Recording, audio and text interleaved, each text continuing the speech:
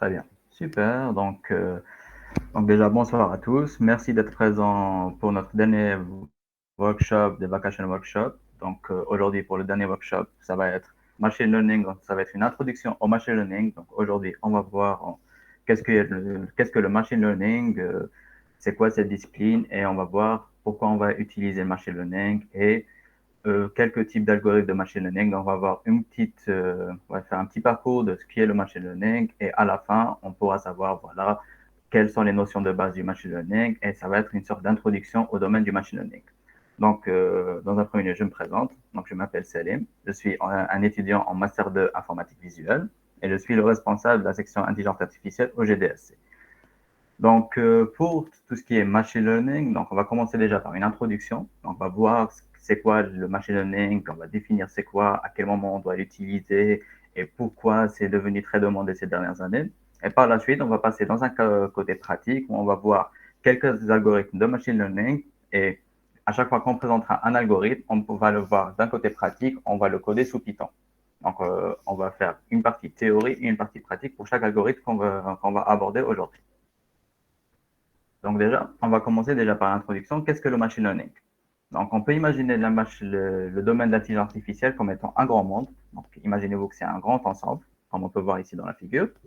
Le machine learning, c'est une section de l'intelligence artificielle. Donc on va dire, c'est une partie de l'intelligence artificielle où on va pas coder explicitement des instructions. Donc on va pas coder vraiment ce qu'on veut. C'est à partir de données, donc à partir des maths, des fonctions statistiques et des données qu'on peut avoir, qu'on peut réaliser des actions. Et à l'intérieur de cette section du machine learning, on a une section qui s'appelle le deep learning. Donc, c'est une sous-catégorie du machine learning qui est très demandée, on va dire, à partir des années 2010, etc. C'est le type d'algorithme qui est déjà très demandé dans n'importe quelle entreprise comme Google, Facebook, etc. Donc, c'est ça qui a fait, on va dire, l'essor et la puissance du machine learning. Donc, déjà, qu'est-ce qu'on va dire? Donc, par machine learning, déjà, c'est la machine qui apprend. Donc, on va apprendre à la machine des choses. On va dire que c'est un peu contre-intuitif d'apprendre à la machine à faire des actions par elle-même. En fait, la machine va apprendre pourquoi on doit faire ça et à quel moment c'est puissant. Dans la vie de tous les jours, on va dire, il y a des problématiques où on a pu trouver une solution directe à partir d'une fonction, donc une solution exacte. Par exemple, les lois de la physique, le calcul de l'intensité électrique, etc. Donc, on a pu exprimer ça de façon mathématique. Donc, on a pu exprimer, voilà, avec une fonction, le phénomène physique qui se produit dans la vie réelle. Mais il y a certaines choses qu'on ne peut pas vraiment exprimer par l'intermédiaire d'une fonction. Je vous donne notamment un exemple. Est-ce qu'on peut exprimer par une fonction c'est quoi un chien? Ou bien c'est quoi un chat? Ou c'est quoi une maison? À partir, par exemple, d'une image pour dire si c'est un chat ou un chien ou quelque chose du genre. Donc, on n'arrive pas vraiment à exprimer ça de façon mathématique. Là intervient le machine learning où on pourra exprimer une approximation. Donc, on va faire une sorte d'approximation sur un carbo de la définition d'un chien, la définition d'un chat, la définition d'une maison, la définition d'un visage, etc., etc. Donc, c'est le but du machine learning, c'est d'essayer d'approcher ce qu'est le phénomène qu'on va trouver dans la vie réelle. Par exemple, ici, je vous ai donné ce petit exemple dans cette figure. Donc, à partir de l'image, dire si c'est un chien, un chat ou autre chose. Donc, pour ce faire, on doit balancer à la machine des données. Donc, comment la machine, donc, elle va apprendre par elle-même c'est quoi un chien et c'est quoi un chat. Donc, c'est en lui donnant des exemples. Donc, on va apprendre à la machine ces données-là pour qu'elle comprenne, voilà, c'est les points communs de ces données. Donc, ces points communs, ça va être les caractéristiques d'un chien, par exemple. Et par la suite, elle pourra dire, à partir d'une nouvelle image, par exemple, dire ça c'est un chien ou ça c'est un chat. On peut donner un autre exemple aussi, d'essayer de prédire le prix d'une maison. Donc, par exemple, si on donne à la machine le nombre de pièces de la maison, la superficie, le nombre d'étages, est-ce qu'elle contient un garage ou non. Donc, à partir de ces données-là, elle va nous dire à peu près combien coûte cette maison. Donc, c'est à partir des données. Donc, on va balancer beaucoup de données à la machine. Et de plus en plus qu'on lui donnera des données, de plus en plus qu'elle saura faire la différence entre on va dire, les points communs entre les données. À partir de ces points communs, elle pourra généraliser, OK, tout ça, ce qui est défini, par exemple, le prix d'une maison, tout ça, ce qui est défini un chien, tout ça, c'est ce qui est défini un chat, etc., etc. Donc, on peut voir qu'il y a, en fait, deux phases. Donc, la première phase, Ça s'appelle la phase d'apprentissage. Donc, c'est la première phase où on va apprendre à la machine. En fait, on va lui dire, voilà, on lui donne par exemple telle image, ça c'est un chien, telle image, ça c'est un chat, telle image, ça c'est un chien, telle image, ça c'est un chat. Et elle va commencer à voir, OK, voilà qu'est-ce qui est les points communs entre ces images de chiens, OK, c'est ce qui définit un chien. Voilà les points communs sur les images d'un chat, voilà ce qui définit un chat. Elle va voir aussi les différences entre les chats et les chiens, OK, ce qui diffère entre les deux. Et à partir de ces notions-là, elle pourra généraliser. Une fois que la machine a appris, on va la tester. Donc, on va lui donner des images qu'elle ne connaîtra pas. Donc, c'est des images qu'elle n'a pas vues. On va lui demander de nous dire, voilà, qu'est-ce que tu en penses? Donc, par exemple, on lui donne une image d'un chien qu'elle n'a jamais vue. Elle va nous dire, OK, ça, je pense que c'est un chien. Si elle trouve que c'est un chien, OK, la machine a bien appris. Si elle trouve que c'est pas un chien, OK, la phase d'apprentissage ne s'est pas bien faite. Donc, on va essayer de voir pourquoi la phase d'apprentissage ne s'est pas bien faite, essayer de la corriger et voir par la suite, elle pourra, on va dire, apprendre de ses erreurs et pouvoir par la suite trouver ce qu'est un chien et un chien. Bien sûr, la phase de test ne va pas se faire sur une seule donnée. Aussi, on aura un ensemble de données pour la phase d'apprentissage et un ensemble de données pour la phase de test.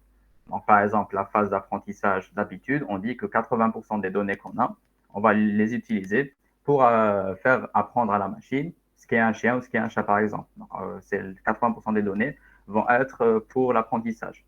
Les 20% qui restent, c'est pour tester. Donc, c'est des images. Quelle va, par exemple, ici, pour le cas des images, ou bien pour les caractéristiques d'une maison, donc le nombre de pièces, la superficie, etc. Donc, tout ça, on va laisser une petite partie des données pour qu'elle pourra se tester. C'est comme, par exemple, un élève, il aura une partie où il va apprendre, donc il aura des cours, des TD, des TP, etc. Et à la fin, il aura un examen, donc c'est des trucs qui n'a pas fait, donc c'est l'exercice qu'il n'a pas fait, et il va essayer de s'évaluer pour voir s'il a bien appris ou non. Donc c'est à peu près la même chose que l'apprentissage d'un enfant ou bien d'un étudiant. C'est qui est une partie où il va inférer de la connaissance, donc il va apprendre des choses, et une partie où il va se tester pour voir s'il a bien appris ou non. Donc, par la suite, dans le machine learning, il y aura plusieurs types d'algorithmes. Donc, il existe différents types d'apprentissage. On a le supervised learning et là, le unsupervised learning. Dans le supervised learning, donc c'est la partie qu'on va s'intéresser aujourd'hui, c'est on va superviser ce que fait la machine. Donc, on va l'aider, on va dire, par exemple, on va lui dire, ça c'est un chien, ça c'est un chat, ça c'est un chien, ça c'est un chat. Donc, elle va être supervisée. Dans le cas du unsupervised learning, non. On va lui juste balancer les données sans lui dire quoi faire. Donc, c'est à elle, donc ici, c'est à d'autres types d'algorithmes, où c'est à elle de voir, par exemple, cet ensemble-là, voilà les points communs qui sont, cet ensemble-là, voilà les points communs qui sont. Donc, tout seul, elle va savoir c'est quoi un chien, c'est quoi un chat. Bien sûr, elle ne va pas dire explicitement que c'est un chien et c'est un chat. Elle va dire que, voilà, ces données ont des points communs, ces autres données ont des points communs. Et c'est à nous, par exemple, de voir à l'intérieur, OK, les points communs, on a vu que c'était les chiens, et les autres points communs, on a vu que c'était les chats.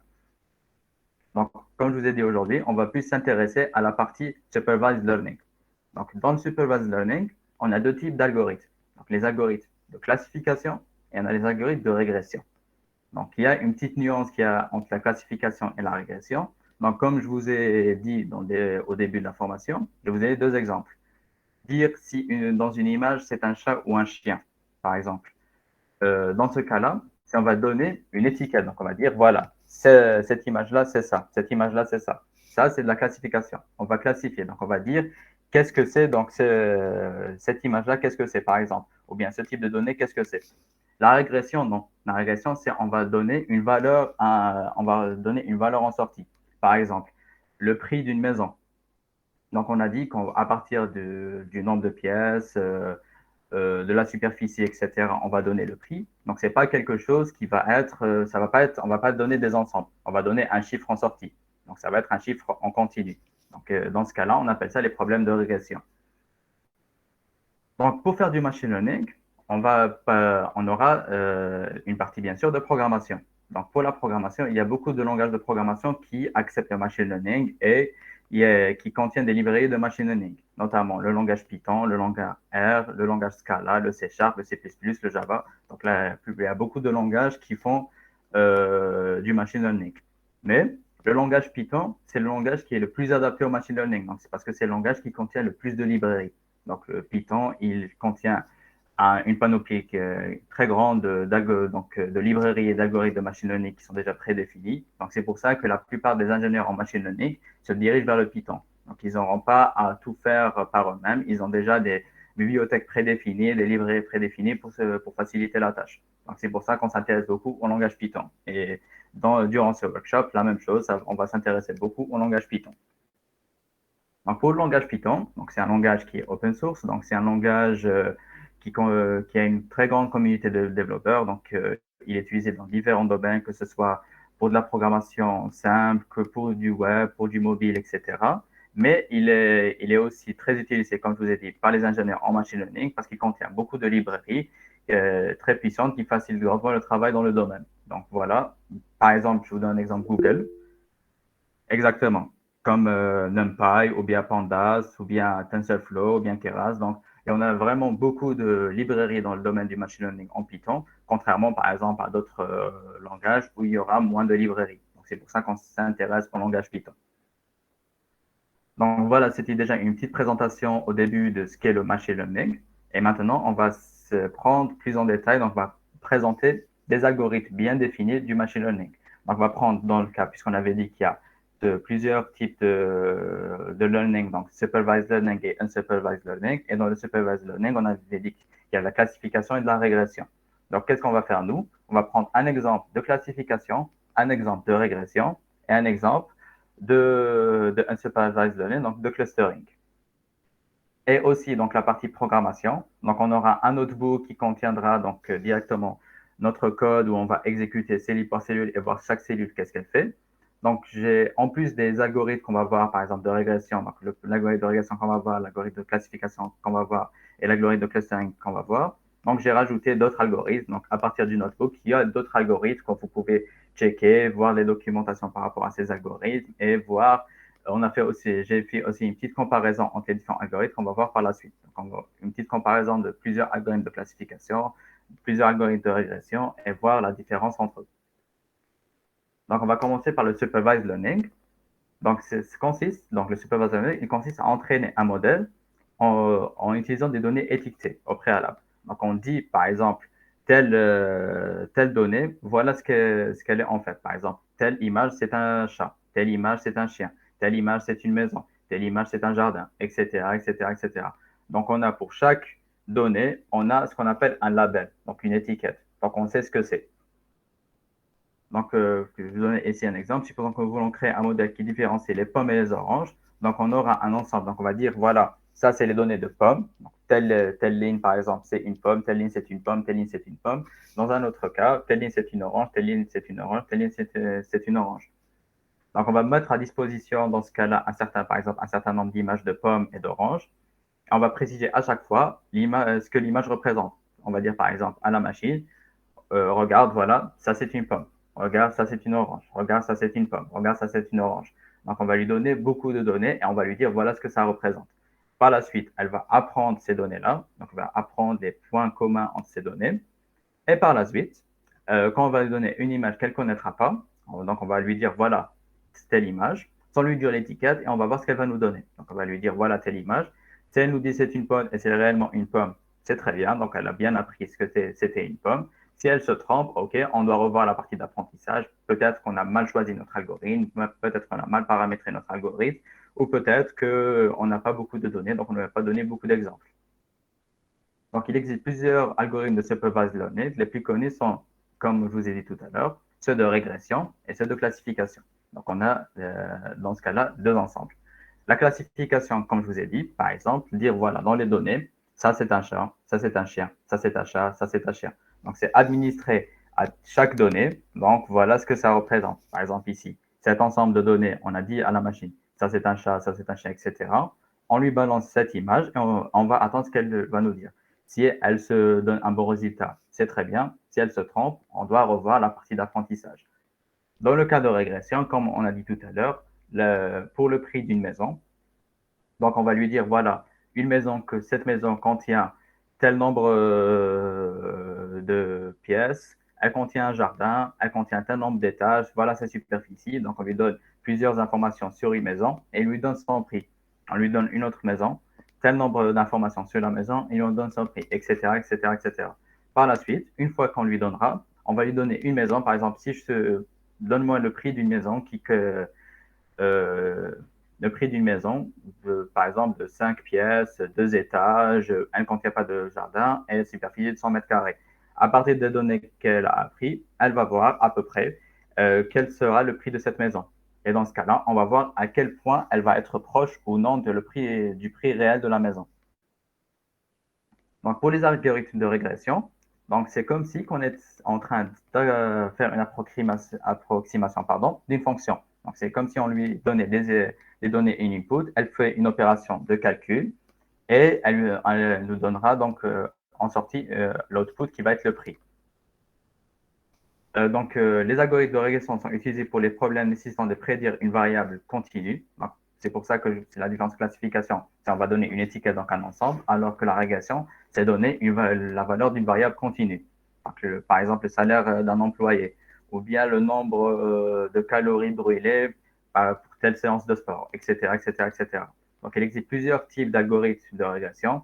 Donc, on a par exemple la régression linéaire, la régression multilinéaire, polynomial regression ou support vector regression. Donc, ici, c'est différents types d'algorithmes. Nous, ce qu'on va s'intéresser aujourd'hui, on va s'intéresser au premier algorithme qui est simple linear regression. Donc, pour simple linear regression, donc ça représente une formule. Donc, une formule de type y est égal à, par exemple, à x plus b. Donc, ici, y est égal à b0 plus b1 fois x1. Donc, c'est une fonction linéaire. Donc, c'est une droite, comme on a vu donc, au lycée. Donc, si je ne me trompe pas, au lycée, on avait dit c'est de la khataya, si je ne me trompe pas. Donc, ici, c'est le résultat. Donc, le y, ça va être le résultat qu'on veut avoir. Donc, ça va être la variable qu'on veut prédire. Ici, ça va être les inputs, donc les informations qu'on va donner. Par exemple, le nombre de pièces, le nombre la superficie, le nombre d'étages ou bien contient un jardin ou non. Et ici, ça va être les coefficients, donc ça va être des paramètres où elle va jouer. Donc, quand on va lui donner les données, donc nos données qu'on va lui balancer, donc les différents prix de maison ainsi que les différents paramètres qu'on va lui donner, la machine, qu'est-ce qu'elle va faire je vais voir. Oui, Kindero linéaire, Gibzef imprécise là. Oui, en fait, la régression linéaire, elle est utilisée dans les cas simples. Donc, comme on dit, quand on va faire une régression linéaire, comme on a dit, c'est Dalla Khatiyya. Donc, c'est une fonction qui est plus ou moins simple. Dans la multilinear regression, ça ne va pas être une fonction linéaire, ça va être dans ce cas-là une fonction polynomiale. Donc, ça ne va pas être juste y égale b0 plus b1 fois x1, ça va être y est égal à b0 plus b1 fois x1 plus b2 fois x2 carré, etc., etc. Donc, on va écrire ça sous la forme d'un polynôme. Donc, la simple linear regression, bien sûr, c'est utilisé dans les cas simples. Dans les cas plus ou moins complexes, on va utiliser d'autres types d'algorithmes. Et la plupart du temps, dans le machine learning, qu'est-ce qu'on fait on est en train de tester plusieurs algorithmes. On ne va pas tester juste simple linear regression. On teste plusieurs algorithmes et on va voir dans notre problématique quel algorithme va donner le meilleur résultat. Donc, ce n'est pas forcément le premier algorithme qu'on va prendre, donc simple linear regression. Ce n'est pas l'algorithme qui va nous donner toujours le meilleur résultat. Il peut être adapté à certains cas, il peut ne pas donner de bons résultats dans d'autres cas. Donc, je disais, donc, quand on va faire la phase d'apprentissage, la machine, qu'est-ce qu'elle va faire? Elle va jouer sur ces paramètres, donc le B0 et le B1.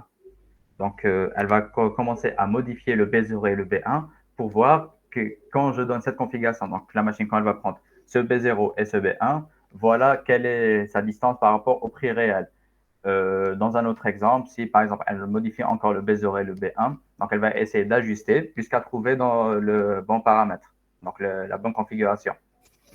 C'est comme si, par exemple, nous, quand vous êtes dans la voiture, par exemple, vous essayez de trouver une station de radio. Donc, vous êtes en train de jouer sur la molette de la radio jusqu'à trouver la bonne fréquence. Donc, c'est à peu près le même principe. C'est en train de modifier le B0 et le B1 jusqu'à trouver la bonne configuration pour trouver la bonne valeur de Y. Donc, on va prendre ici l'exemple prédire le salaire par rapport à l'expérience d'un employé. Donc ici, voilà les exemples qu'on a. Par exemple, tel employé qui a telle expérience, voilà son salaire. Tel employé qui a telle expérience, voilà son salaire, etc., etc. Donc chaque point ici Donc, ça va être notre point de notre donnée d'entraînement. Donc, ce que va faire notre algorithme donc pour le simple linear regression, donc elle va essayer de tracer une droite. Donc, elle va essayer de tracer une droite jusqu'à ce qu'elle trouve donc trouve la bonne configuration. Donc, par exemple, ici, quand on est en train de tracer la droite, le B0, ça va être la valeur pour un employé qui n'a pas d'expérience. Voilà son salaire. Donc, ça va être, on va dire, le croisement avec l'axe des ordonnées. Donc, la droite avec l'axe des ordonnées, ça va donner la valeur du B0. Après, ce que va faire la machine, donc elle va modifier le B1, donc ça va être l'angle de notre droite, jusqu'à trouver la bonne configuration et minimiser donc ici la distance entre chaque point. Par exemple, la distance de ce point avec cette droite, la distance de ce point avec cette droite, la distance de ce point avec cette droite. Donc, on va essayer de minimiser cette distance. Et cette distance-là, on va l'appeler l'erreur. Donc, ici, ça va être une petite marge, on va dire, voilà, notre algorithme donne un résultat avec une petite marge d'erreur, par exemple de 5% ou bien de 10%. Donc, on va voir à peu près que va être la valeur donc, de l'erreur. Comme je vous ai dit au début, le principe du machine learning, ça va être de faire une approximation. On ne peut pas avoir une fonction qui va donner le résultat réel pour tous les cas. On va essayer de se rapprocher au maximum du résultat réel. Et pour avoir l'approximation la plus, on va dire, la plus fidèle, ça va être par rapport aux données. Donc, si on a, par exemple, on avait juste 2 points, ça va être plus ou moins difficile de trouver quelle est la bonne configuration pour notre droite. Alors que si, par exemple, on avait une dataset plus fournie que celle-là, on peut avoir une erreur plus, on va dire, plus réduite et une précision plus grande. Donc ici, comme je vous ai dit, donc ici, le calcul de l'erreur ici, ça va être, on va faire par exemple le Y moins le Y prédit. Donc le Y, ça va être la valeur réelle. Le Y chapeau, ça va être la valeur prédit, donc la valeur de notre droite. On va essayer de minimiser donc cette valeur-là. Donc on va faire une somme des différentes, par exemple, des différentes différences, par exemple, ce point-là avec la droite, l'autre point avec sa droite, l'autre point avec la droite. Et on essaie de minimiser au maximum la différence donc, de cette somme-là. Donc, ici, voilà ce que résument les algorithmes de régression. Pour les algorithmes, d'autres algorithmes, par exemple, multilinear regression, comme je vous ai dit, ça va être un binôme plus ou moins complexe. Donc, ça va être une fonction carré, cube, etc. Donc, ça ne va pas être juste une droite, donc ça va être des courbes, etc. Et bien sûr, essayer de minimiser au maximum donc l'erreur par rapport à cette droite-là. Donc, ici, c'est un premier exemple. Donc, l'exemple plus simple avec des droites, mais avec le langage Python, donc, puis ça va être des fonctions prédéfinies. Donc, ça va être juste appel de l'algorithme, lui donner les données, on va voir. Par exemple, pour l'algorithme avec Simple Linear Regression, on aura une erreur, par exemple, de 5. Si on fait Multilinear Regression, ça va nous donner une erreur de 3. Par exemple, si on fait Super Vector Regression, ça va nous donner une erreur de 7. Et nous, on va choisir l'algorithme le plus adapté, donc qui contiendra l'erreur minimale, donc qui va donner, on va voir la marge d'erreur la plus réduite. Donc jusque-là, est-ce que vous avez des questions avant d'entamer la partie classification?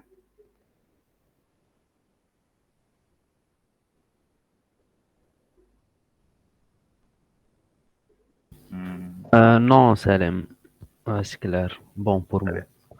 OK. Donc, n'hésitez pas, si vous avez des questions, vous pouvez m'interrompre à n'importe quel moment ou bien poser des questions dans le chat. Donc, le chat est à côté, je peux répondre à n'importe quelle question. Hmm. Donc, le Y chapeau. En fait, ça va être le Y prédit. Donc, c'est par exemple le Y dans notre dataset, donc la valeur qui est réelle dans notre dataset. Ici, ça va être la valeur prédite. Donc, le Y chapeau, la plupart du temps, on va mettre Y predict ou bien Y prime. Donc, ici, c'est juste la notation, j'ai écrit Y chapeau.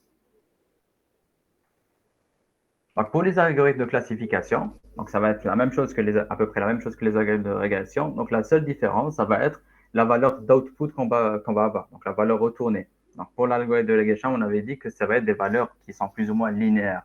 Donc, ça va être des valeurs qui sont continues. Alors que dans la classification, les données sont plus ou moins, on va dire, définies. Donc, on va avoir telle classe, on veut faire une classification de telle classe, telle classe, telle classe. Par exemple, on veut classifier des images que si ça va être un chat, un chien ou bien un cheval. Donc, on aura comme sortie notre algorithme va nous dire soit chat, soit chien, soit cheval. Donc, c'est à nous de définir. Donc, ça va être définir nos étiquettes et à partir des valeurs qui vont être prédites, donc ça va être ça dans notre algorithme de regression. Donc, les différentes, pardon, de classification. Donc, pour la partie classification, il y a différents types d'algorithmes. Par exemple, K-near neighbor, donc les cas plus proches voisins, support vector machine, decision tree classification, random forest classification. Donc, c'est deux différents algorithmes de classification. Nous, on va s'intéresser, bien sûr, comme je vous ai dit tout à l'heure, au premier algorithme, donc les K-near neighbors, donc les cas plus proches voisins. Donc, pour l'algorithme du cas plus proche voisin, donc K-near neighbor, donc son principe, c'est quoi? Donc, imaginez-vous, donc on a ici notre graphe où on va disposer nos données. Donc, on va disposer, par exemple, on va faire une classification entre deux classes. Donc, la classe 1, par exemple, ici, ça va être les données de chat. La classe 2, ça va être les données de chien. Donc, on va représenter donc, les données de chat d'un côté et les données de chien d'un autre côté. Par la suite, qu'est-ce qu'on va faire? On va prendre une nouvelle donnée. Donc, le principe du K-near neighbor, c'est lui, il va essayer de disposer les données de telle façon de bien séparer les données de chat et les données de chien. Par la suite, on va rajouter une donnée qu'on veut prédire, par exemple ici, une nouvelle image, et on va choisir, OK, cette image, elle va appartenir à l'ensemble de droite ou bien à l'ensemble de gauche. Pour ce faire, donc, on aura plusieurs étapes. Donc, la première étape donc, pour le K-near neighbor, donc pour les algorithmes de KNN, donc ça va être choisir le nombre de voisins. Donc, on va définir le nombre de voisins. Ça va être, on va dire par exemple, on veut que ce soit un voisin, deux voisins, trois voisins, etc. Donc, Wushkain dans l'axe X et Y dans le cas des chats et chiens. Donc, dans le cas des chats et chiens, Khawla, donc, donc ici, donc, si on donne en entrée donc si on donnait en entrée les images, donc entrée l'image, on aura une partie où on va extraire les informations de l'image. Donc, extraire, par exemple, le nombre d'oreilles, la couleur, donc par exemple de la fourrure. Donc, ça va être des informations par rapport au chat et au chien. Ou bien, par exemple, on peut donner l'image brute, donc l'image complète de chat ou bien l'image complète de chien. Donc, dans le cas où on va donner l'image, dans le cas de computer vision, quand on va donner l'image, ça va plus s'apparenter au deep learning. Donc, ici, ça va être un autre type d'algorithme. Mais dans le cas, par exemple, si on va utiliser les KNN, on peut donner, par exemple, le poids du chat, donc le poids, si c'est un chat et un chien, le poids, le nombre d'oreilles, la couleur, etc., etc. Salim, je peux me permettre de rajouter quelque chose. Oui, bien sûr, vas-y, Elias. Juste pour préciser que là aussi, c'est une représentation assez simplifiée. Par exemple, là, dans ce cas, il y a juste deux critères sur lesquels on se base pour déduire si c'est un chat ou un chien. Mais dans les cas où on prend plusieurs critères, genre 5, 6, très souvent, on ne fait pas de représentation comme ça. Exactement. Et juste pour préciser. Donc ici, par exemple, on a une seule variable x et une seule variable y. Mais dans le cas, ça va être une représentation plus ou moins compliquée. Donc on ne peut pas représenter dans un graphe. Donc ici, ça va être comment dire, ici, c'est essayer de faire la représentation la plus simpliste. Donc, on met ça, comment extraire ces informations. Donc, il y a des algorithmes donc, pour extraire les informations. Donc, on appelle ça des descripteurs. Donc, à partir de l'image, d'écrire, donc voilà, des informations. Donc, ça va donner les informations, le nombre d'oreilles, le nombre de pattes, etc., etc. Donc, on appelle ça les descripteurs. Donc, il y a des algorithmes prédéfinis pour extraire ces informations-là. Mais dans le cas, par exemple, du deep learning, donc, il y a une autre façon de faire. Donc, il y a plusieurs façons de faire. Donc, ici, on essaie de faire une vue d'ensemble de ce qu'est le machine learning. Si on veut s'approfondir dans une tâche en particulier, ça va être plus ou moins compliqué parce qu'il n'y a pas une méthode générique. Donc, ça va dépendre beaucoup de nos données et comment on va traiter nos données. Donc, pour la représentation, ici, ce que je disais, donc à partir donc la première étape, donc choisir quels sont le nombre de cas plus proches voisins. Donc, on va définir ici un nombre pour dire, voilà, dans notre algorithme de KNN, on va prendre un voisin, ou bien les trois plus proches voisins, ou bien les cinq plus proches voisins. Par la suite, une fois qu'on a sélectionné le cas, on va voir quels sont les voisins les plus proches. Donc, les voisins les plus proches par rapport à notre point. Et par la suite, on va compter le nombre de voisins pour chaque catégorie. Et selon le nombre de voisins pour chaque catégorie, on va prendre le maximum. Donc, imaginez-vous ici, pour ce point-là, on va dire quels sont les points de notre distribution. Ici, quels sont les points les plus proches. Par exemple, on a ce point-là, ce point-là, ce point-là, ce point-là et ce point-là. Donc, ici, ça va être les points les plus proches. Donc, par exemple, ici, dans le cas où k est égal à 5. Donc, dans le cas où k est égal à 5, ça va être ces trois points jaunes et ces deux points bleus. Pour calculer la distance, donc c'est la distance euclidienne qu'on a vue au lycée, donc ça, on va calculer la distance de ce point-là par donc x2 moins x1 le tout au carré, plus y2 moins y1 le tout au carré, et le tout, ça va être dans la racine. Donc on va calculer la distance euclidienne qu'on a vue au lycée. Donc, dans le calcul de la distance euclidienne, on a vu voilà, les plus proches. Donc, ceux qui ont les 5 points qui ont la distance minimum, ça va être ce point-là, ce point-là, ce point-là, ce point-là et ce point-là.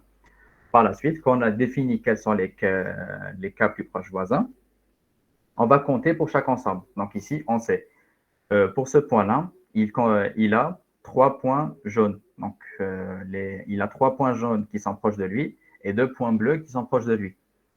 Donc, forcément, donc on va prendre le maximum. Donc, le maximum, donc il a plus de points jaunes proches que de points bleus. Dans ce cas-là, on va le considérer comme un point jaune. Dans un cas contraire, par exemple, si on avait pris un autre nombre de voisins, il se peut que les cas plus proches voisins, on avait pris par exemple 7, on aurait eu 4 points bleus et 3 points jaunes. Et dans ce cas-là, il serait été bleu. Donc c'est pour ça que le nombre K est très important. Donc par exemple, si on avait pris par exemple 3, le résultat serait différent. Donc on doit bien jouer sur le nombre K et définir par exemple quand on va prendre k est égal à 1, ça va donner une telle précision et la marge d'erreur, telle marge d'erreur. Dans le cas où k est égal à 3, la marge d'erreur. Dans le cas où k est égal à 5, la marge d'erreur, etc., etc. Bien sûr, on doit prendre le cas, il doit être impair. Pourquoi on prend le cas impair? Imaginez-vous si on prenait un cas pair, imaginez-vous ici, on aurait 2 points jaunes et 2 points bleus. Donc on ne pourra pas bien différencier quel sera puisque le nombre de voisins va être égal. Donc quand on prend le cas impair, on est sûr qu'on va trancher vers un ensemble ou bien un autre. Donc c'est pour ça qu'on prend toujours le cas comme étant une valeur impair. Donc ici, ce que résume donc la partie supervised learning. Dans la partie supervised learning, donc on a vu un exemple de classification, un exemple de régression. Alors on va sortir un petit peu de la théorie et on va passer à la pratique. Donc on va passer à la partie notebook où on va voir exactement le code, donc comment faire une simple linear regression et comment faire la classification. Donc jusque-là, est-ce que vous avez des questions par rapport à la classification avant de passer à la partie code?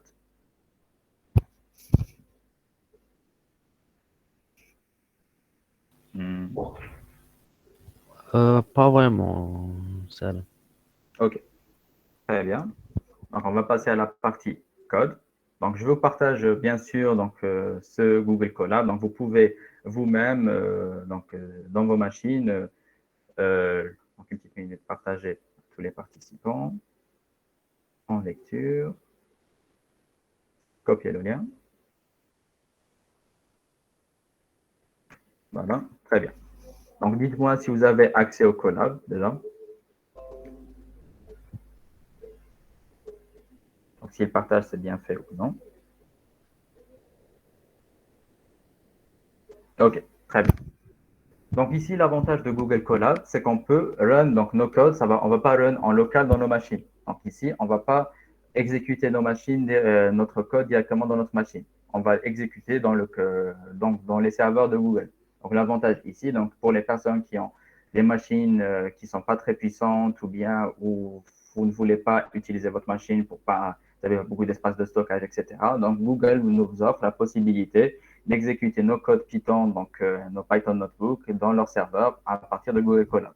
Donc ici, au début, qu'est-ce qu'on va faire? On va se connecter. Donc, on va demander à Google de nous attribuer une machine virtuelle donc, dans leur serveur. Donc on attend que la connexion se fait. Donc voilà, c'est le bon connexion initialisation. Voilà. Donc Google m'a attribué une machine qui contient donc 12 Go de RAM et un espace de stockage. Donc vous pouvez même télécharger des datasets dans votre Google Colab et tester donc, vos données. Donc, vous pouvez bénéficier de la connexion de Google. Donc, vous n'allez pas utiliser votre connexion, donc la connexion de chez vous. Vous avez utilisé la connexion de Google qui est plus ou moins rapide.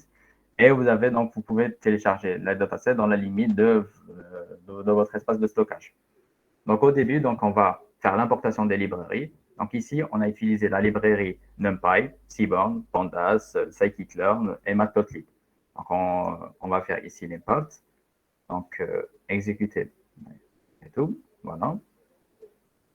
Voilà. Donc, pour run des cellules sur Google Colab, vous cliquez pour chaque cellule, cette case-là, Et lorsque vous avez un check dans la gauche, c'est bon, donc c'est OK, la cellule, c'est هذوك اللي باغيين نستعملوهم كامل ماشي وحده برك. Oui, on va utiliser garde les librairies, exactement. Donc, on va utiliser NumPy donc, pour nos données, donc pour formaliser nos données. On va utiliser scikit-learn, donc c'est scikit-learn qui contiendra les modèles de machine learning. Donc, vous pouvez voir ici classification, donc logistic regression, decision tree classification, canonical neighbor classification. Donc, tous ces algorithmes-là sont définis dans scikit-learn.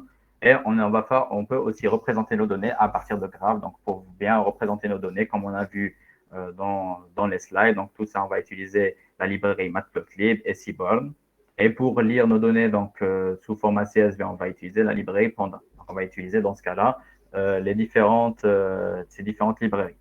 Et je rajoute aussi, pour chaque utilisation, j'ai rajouté chaque point de documentation de ta librairie pour que, à tête reposée, vous allez voir telle librairie, qu'est-ce qu'elle contient en plus des fonctionnalités, donc pour ne pas vous limiter à ce qu'on va voir aujourd'hui. Donc pour la première partie, donc on va prendre un exemple de classification. Donc ici, on va essayer de prédire donc, la catégorie de fleurs à partir de la taille de la tige, de l'épaisseur de la tige, la taille des pétales, et donc la longueur des pétales et la largeur des pétales. Donc ici, on va prendre la dataset Iris. Donc on va essayer d'afficher la dataset Iris. Donc on va entrer dans le site. Là, copier-coller. Ici, voilà, c'est une dataset qui contient 150 exemples de fleurs. Donc chaque classe, donc on a 3 classes de fleurs, si je ne me trompe pas, entre Setosa, Virginica et Verticolor. Donc on va essayer de dire entre ces 3 classes, donc telle fleur, qu'est-ce qu'elle représente. Donc chaque classe, on aura 50 exemples de fleurs. Donc ici, qu'est-ce qu'on va faire? Donc voilà l'URL de notre dataset que je viens de copier. Et j'ai défini donc une liste qui contiendra les différentes classes. Donc on va utiliser la fonction readCSV de Pandas. Donc on a donné en paramètre l'URL et le nom des classes. Et on va afficher le résultat. Donc ici, on voit que la dataset a été téléchargée donc, directement. Donc on n'a pas à la télécharger nous-mêmes et à l'exporter. Donc avec cette commande ici, readCSV à partir de l'URL, ça va télécharger automatiquement. Et voilà un affichage. Donc un fichier CSV en vrai, ça va être un fichier qui ressemble beaucoup à un fichier Excel. Donc, les fichiers CSV ressemblent beaucoup au fichier Excel. Donc, on a des lignes qui représentent chaque exemple dans notre cas. Par exemple, la fleur numéro 0, elle a la taille de la tige de 5,1, l'épaisseur de la tige de 3,5, la taille des pétales, longueur et largeur de 1,4 et 0,2. Elle appartient à cette classe-là. Deuxième cas, un autre cas, donc Iris setosa, Iris virginica, etc., etc. Donc ici, on a aussi, c'est une sorte de vue d'ensemble de notre dataset. Pour voir la taille de notre dataset, on va faire print dataset.shape. Donc on a stocké notre dataset dans le fichier, donc dans la variable dataset. Donc on va faire print dataset.shape. Ça va nous donner le nombre de lignes, donc 150 lignes, donc 150 exemples, et le nombre de colonnes. Ça va être les différentes features qu'on a. Donc la taille, la longueur de la tige, la largeur de la tige, la longueur des pétales, la largeur des pétales. Aussi, donc, comme on a vu, quand on va faire la fonction print directement, ça ne va pas nous afficher toutes les lignes de notre CSV. Donc, ça va nous afficher les 4 premières lignes et les 5 premières lignes, 5 dernières lignes. Donc, si on veut afficher un nombre de lignes bien défini, donc ici, print dataset.hit, donc je n'ai pas encore run la ligne qui est plus haut, donc ici, print dataset.shape pour afficher la taille. Et ici, afficher les 16 premières lignes. Donc ici, vous voyez que ça affiche de la ligne 0 vers la ligne 15. Si on va mettre ici 20, donc voilà, ça affiche de la ligne 0 à la ligne 19. Donc si vous voulez voir un nombre de lignes bien défini, donc vous pouvez utiliser dataset.hit qui va nous afficher le nombre de lignes bien qu'on veut afficher. Aussi, on peut demander à Pandas de nous donner des informations propres à notre dataset. Donc, il va nous décrire notre dataset. Donc, ici, c'est avec la fonction describe. Donc, il va nous décrire notre dataset. Par exemple, il va nous dire que voilà, on a 150 exemples. La valeur moyenne de longueur des pétales, c'est de 5,84. La valeur moyenne de la largeur des pétales, c'est 3,05. La valeur moyenne des pétales longueur et largeur, c'est 3,75 et 1,19. La valeur minimale, c'est 4,3. La valeur maximale, c'est 7,9. 25% de la dataset, donc la valeur où il y a 25%, c'est 5,1. La valeur où il y a 50%, c'est 5,8, etc., etc. Donc, cette fonction describe, donc elle va nous donner une description plus ou moins grossière de notre dataset pour avoir des informations.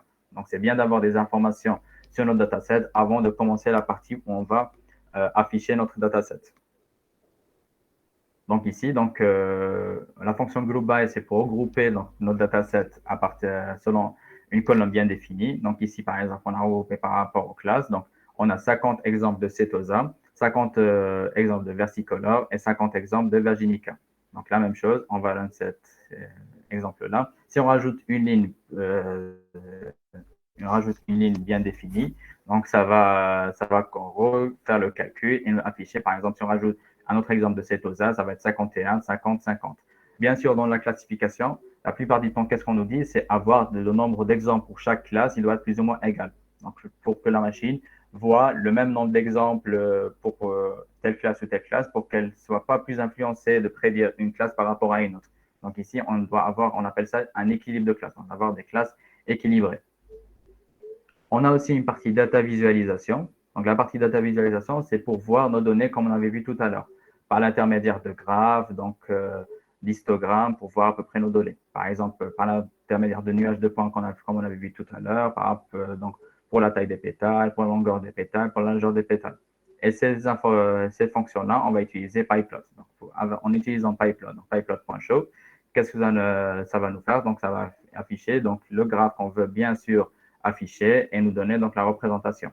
On peut faire la même chose aussi avec Seaborn. Donc, Seaborn, c'est une autre librairie de data visualisation, pour nous afficher donc la distribution de nos points. Donc, c'est bien d'avoir, au lieu de parcourir ligne par ligne notre dataset, d'avoir une représentation graphique parce que c'est plus simple de voir à partir d'un graphe que de lire ligne par ligne notre dataset. Donc, jusque-là, ce qu'on a vu, c'est juste une représentation de comment représenter la dataset, comment télécharger une dataset, etc. Et on va passer à la partie inférente. Donc, on va faire de la classification sur notre dataset. Donc, jusque-là, est-ce que vous avez des questions? Donc, avant d'attaquer la partie où on va faire les algorithmes de classification.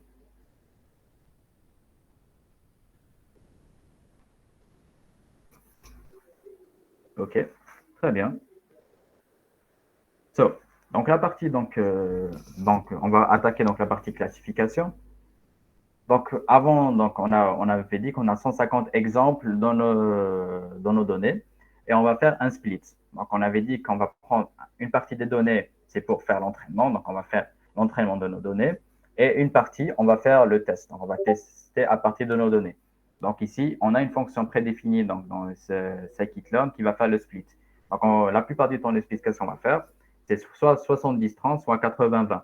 Donc 70% de la dataset, donc 70% des 150 lignes vont être pour le train et 30% vont être pour le test, ou bien 80-20. Donc 80% de notre dataset, donc 80% des 150 lignes vont être pour le train et 20% pour le test. Donc ici, on peut utiliser la fonction train test split de scikit-learn. Donc ça va nous retourner donc un ensemble de train, un ensemble de donc les x chain, y chain, donc notre ensemble de train, et x validation, y validation, c'est notre ensemble de tests. Et on a précisé ici la taille du test size. Donc ici on a dit que 0,2, donc c'est 20% dans le dataset pour le test. Donc automatiquement les autres 80% donc, vont être pour le train. Par la suite, on va prendre la partie classification ici parce que l'exemple, c'est un exemple de classification. Donc, nous, ce qu'on avait vu dans la partie slide, donc on avait vu l'exemple du Canyon Neighbor, mais on a d'autres algorithmes. Donc, par exemple, Linear Discriminant Analysis, Decision Tree, Super Vector Machine. Donc, dans ce cas-là, qu'est-ce qu'on va faire? C'est on va tester les différents algorithmes. Donc, on va prendre l'algorithme, par exemple, Canyon Neighbor, l'algorithme Decision Tree Classifier, l'algorithme Super Vector Machine. On va essayer de voir sur nos données donc le résultat. Donc, par exemple, sur nos données, qu'est-ce qu'on remarque? Donc, par exemple, l'algorithme KNN a une précision de 0,95%. Donc, notre algorithme LDA est de 0,97%. Les decision trees, c'est 0,94. Et on remarque que l'algorithme SVM, donc Super Vector Machine, donc ça, le résultat, donc c'est lui qui a le maximum, donc le minimum de la. Donc l'erreur, elle est minimale, donc c'est 0,98. Donc c'est pour ça que je vous ai dit que on ne prend jamais donc un seul algorithme, on va tester. Donc il y a, comme on peut voir, les différents algorithmes ont donné de bons résultats, mais nous, qu'est-ce qu'on cherche? C'est l'algorithme qui a une meilleure précision, donc celui qui a le maximum de la précision et le minimum donc de la perte. Donc, dans ce cas-là, on a vu que l'algorithme, dans notre cas, c'est l'algorithme SVM qui a donné les meilleurs résultats. Donc, dans notre cas, on a gardé l'algorithme SVM et on a testé donc, dans la partie, donc la partie donc, YX validation, donc les données de validation, donc les données de test. On a vu que ça a donné un autre résultat ici, donc 0,96. Et ici, ça nous donne à peu près le résultat. Qu'est-ce que ça les résultats, qu'est-ce qu'elles représentent. Donc, par exemple, on voit qu'il a une précision de 100% pour la prédiction des cétosas. Versicolor, il a une précision de 100%. Mais les Virginica, il fait quelques erreurs dans le Virginica. Donc, on remarque ici qu'en fait, c'est la classe Virginica où il se trompe le plus. La même chose donc pour les métriques ici, donc péché jeune et cal. Donc, ces métriques c'est des valeurs pour évaluer notre algorithme s'il donne de bons résultats ou non. Donc, on a placé jeune, égal, accuracy, F1 score. Donc, c'est différent, on va dire, ces différentes valeurs pour dire, voilà, si c'est des bons résultats ou non. Donc, par exemple, ici, pour la précision, on a vu que pour Cetosa et Versicolor, il a une très bonne précision. Mais, par exemple, pour Versicolor, il a un mauvais recall. Là, dans l'autre cas, pour Virginica, c'est le contraire. Donc, il a une moins bonne précision, mais un très, très bon recall, etc., etc., etc. Par la suite, on a pris un exemple au hasard que j'ai donné. Par exemple, ici, j'ai pris une array, donc une NumPy array, où j'ai donné des valeurs donc, pour les données qu'on a utilisées. Et on a testé une prédiction. Donc, on a un premier type pour la taille. Donc, par exemple, array qui contient la taille la longueur de la tige, la longueur de la trice 3 et 2, longueur pétale, largeur pétale de 4 et 0,2. Un autre exemple ici, 4,73, 1,302. Et on a testé, donc on va dire que quel est le résultat pour cet exemple-là. Il nous a dit, pour le premier exemple, je pense que c'est Eris vaginica. Et pour le deuxième exemple, donc c'est Eris setosa. Donc on remarque ici que une fois que la machine a appris, on peut l'utiliser. Donc il peut balancer des chiffres et elle va nous prédire à peu près. Donc avec bien sûr, selon le taux d'erreur qu'on a, par exemple ici, on sait que le taux d'erreur, ça va être 0, donc la précision est 0,96%. Donc on peut se fier à la machine dans ce cas-là. Et on sait, voilà, pour cet exemple, elle pense que c'est Virginica et dans cet exemple, elle pense que c'est Setosa. Donc ici, c'est ce que résume donc, la partie classification. Donc voilà un exemple pratique de classification où on a testé, on a vu, voilà les résultats, qu'est-ce que ça a donné. On peut prendre, si on prenait d'autres algorithmes, donc puisqu'on a des centaines d'algorithmes donc, qu'on peut paramétrer, donc ça dépendra beaucoup des paramètres. Par exemple, KNN, on peut prendre un KNN plus grand, peut-être ça va donner de meilleurs résultats. Un KNN plus petit, ça va donner, donc KNN, le cas plus petit, ça va donner de meilleurs résultats. Donc on peut, l'expérimentation ne va pas se limiter à ça et on peut expérimenter plus que ça pour jusqu'à avoir le résultat le plus parfait possible. Donc voilà ce qui résume la partie classification. Donc jusque-là, est-ce que ça va pour entamer la partie régression?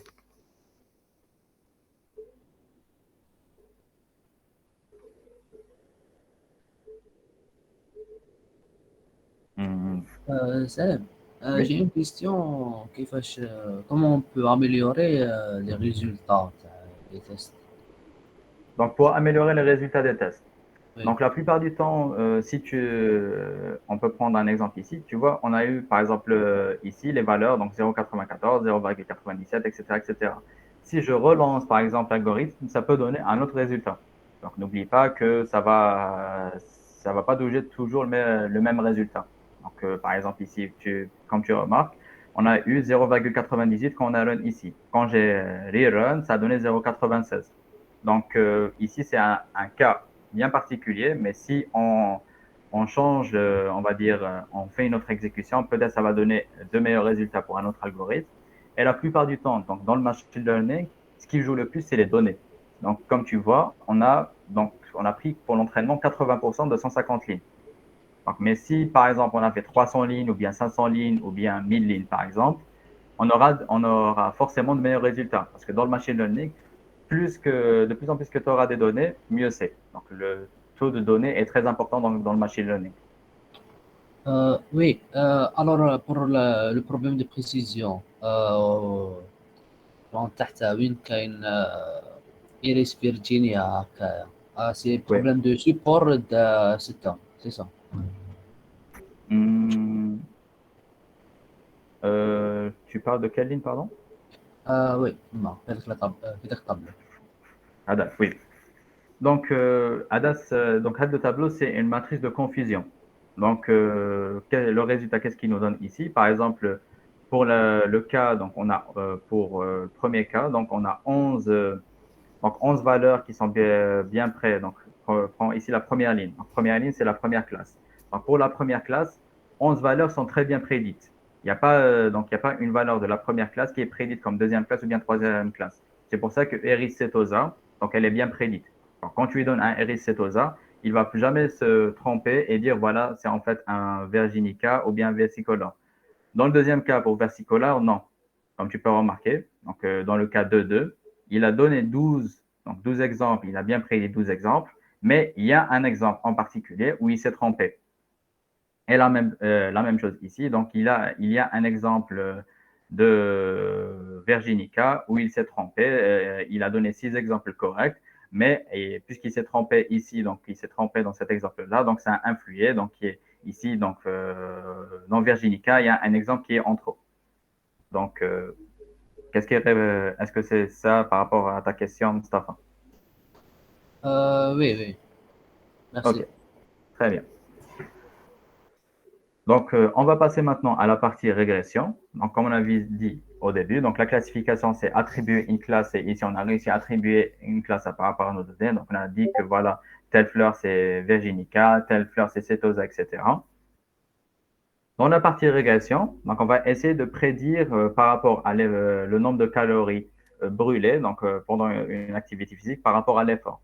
Donc ici, donc on a, comme plus haut, on va apporter des librairies en particulier, donc Matplotlib, Pandas, Seaborn, Scikit-learn, etc., etc. Donc les librairies qu'on avait plus haut.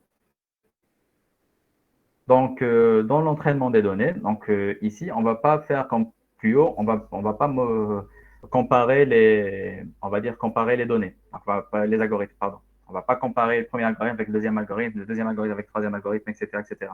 Ici, on va essayer de faire la régression par rapport à des colonnes en particulier pour voir quelle colonne influe ou non. Donc ici, on a une dataset donc, qui est présente dans mon Google Drive que je dois par la suite la mettre en public pour que vous puissiez accéder.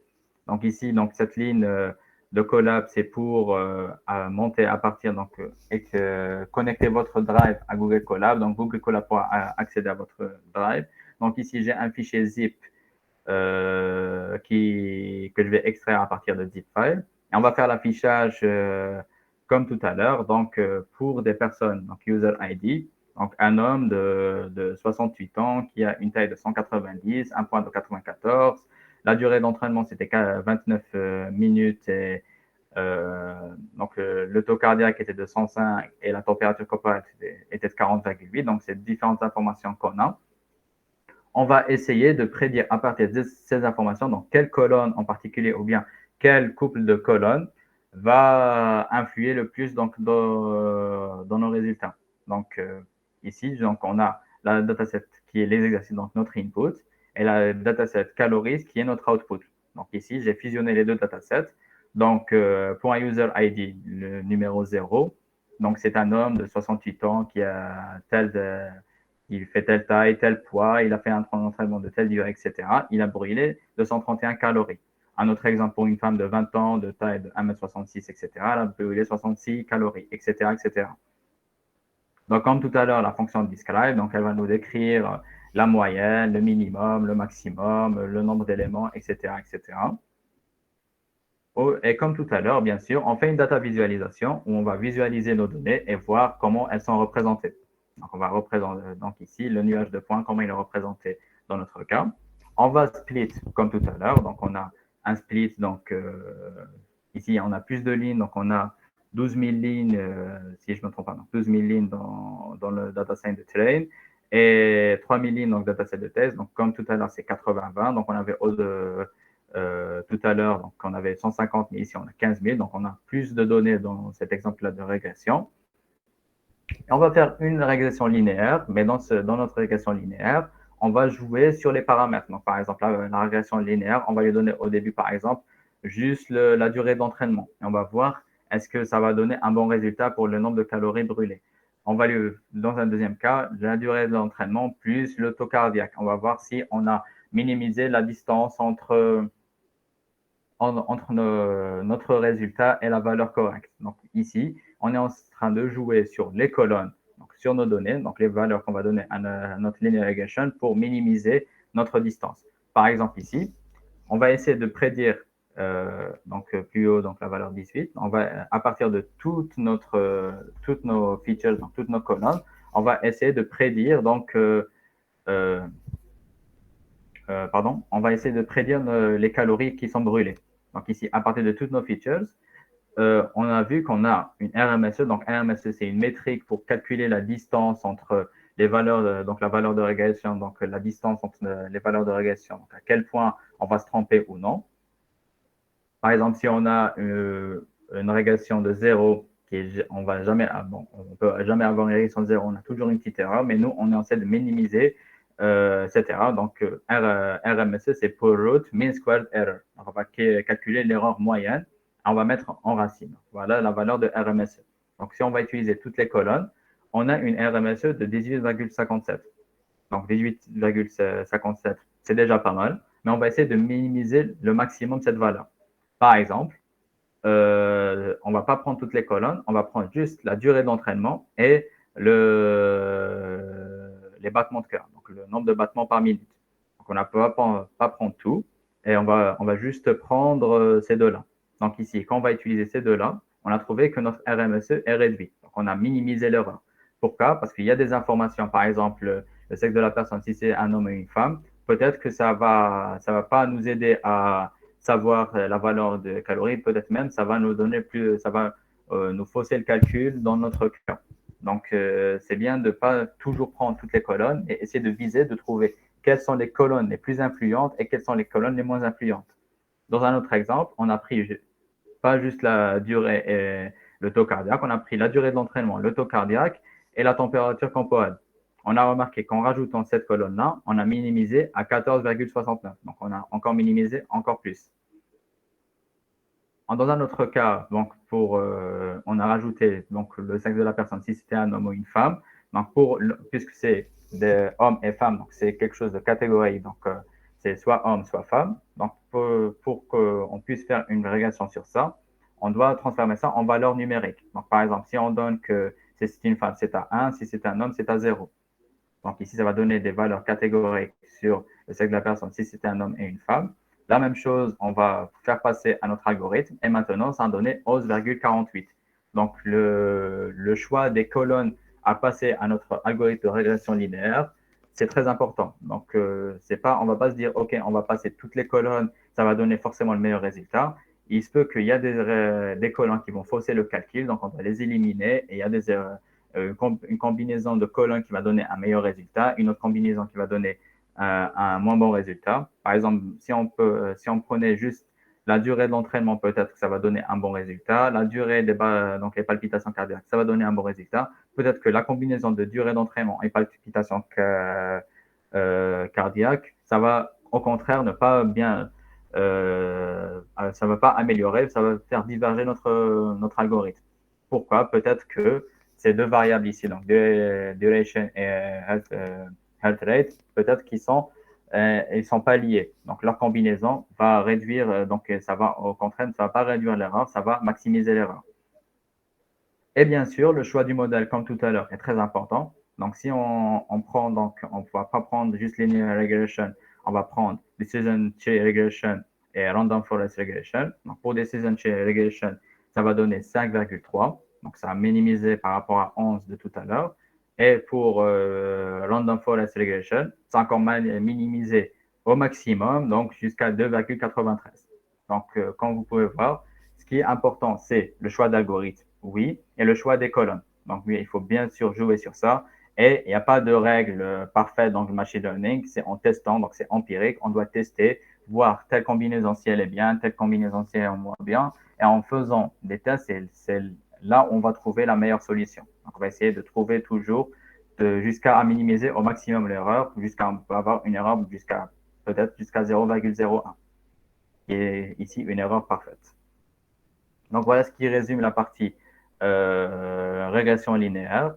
Et vous pouvez bien sûr run à n'importe quel moment ce code-là. Donc run chaque ligne indépendamment, voir chaque ligne. Et bien sûr, j'ai rajouté des petits liens de documentation. Donc les petits liens de documentation, c'est pour voir exactement, par exemple, dans notre cas, on n'a pas vu c'est quoi logistic regression ou bien decision tree. Donc vous pouvez voir ici, donc euh, dans cet article Medium. Donc on va tester ici.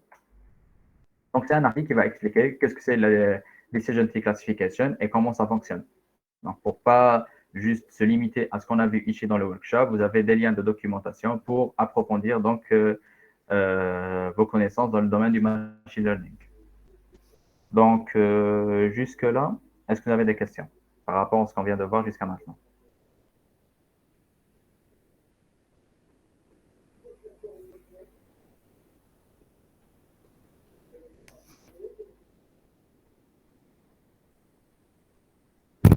Vous m'entendez? Test, test.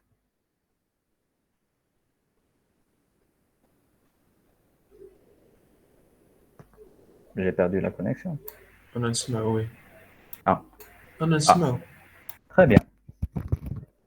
S'il n'y a pas de questions, donc dans la partie, donc dans notre workshop, j'avais rajouté une partie. Donc une partie, on va bien sûr, on peut avec des algorithmes faire en même temps de la classification et de la régression. Donc avec des réseaux de neurones.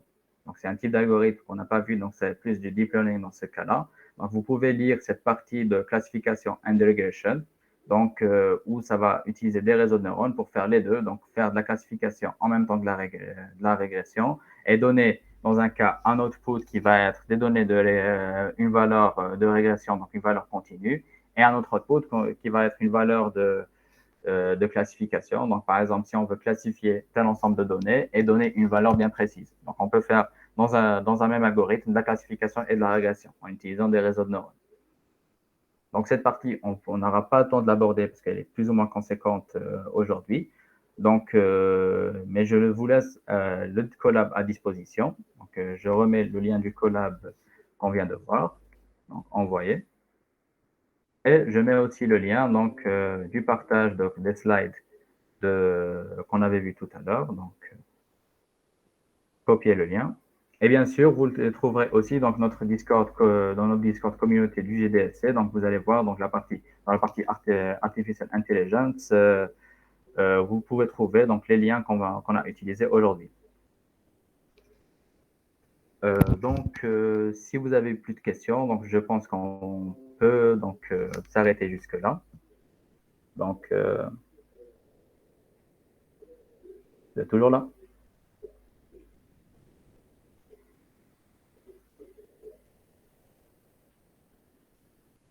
Ok, très bien. C'est qu'un baraka, il n'y a pas de problème.